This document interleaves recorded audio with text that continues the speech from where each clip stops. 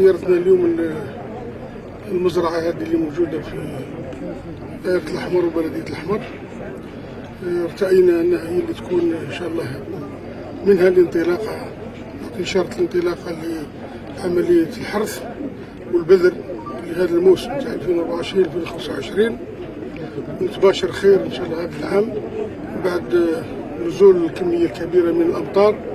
اللي ربما رفعت من منسوب المياه والآبار والحواسي، وفي نفس الوقت المساحات المسقية في أراضي البور اللي راح تسمح أيضا بتوسيع الأهداف التي كانت مسطرة قبل الفيضانات، لأن ربما كانت قبل الفيضانات كانت محدودة في مساحات معينة، ولكن الآن بعد نزول هذه الأمطار الغزيرة واللي ملأت كل الأحواض وكل المساحات وكل الآبار وكل الحواسي وكل السدود، راح تسمح إن شاء الله بحرث مساحات أخرى إضافية لهذا الموسم إن شاء الله، ونتباشر خير باش تكون المنتوج في ارتفاع بالنسبة للسنة الماضية. كذلك الشيء أيضا اللي يخلينا نشجع الفلاحين أنهم منذ السنوات الثلاثة الأخيرة بدأوا ينتجوا في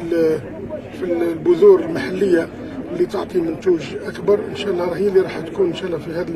في هذا الموسم، ونتوسم ان شاء الله خير ان الانتاج راح يكون مكثف ان شاء الله. في مشكل مع سوني الغاز، لان الشركه المكلفه الاولى هي اللي تنازلت على المشروع ودارت اجراءات جديده مع شركه جديده، راح تتم العمليه. شكرا. وراح نكون ان شاء الله محل زياره في الايام القليله.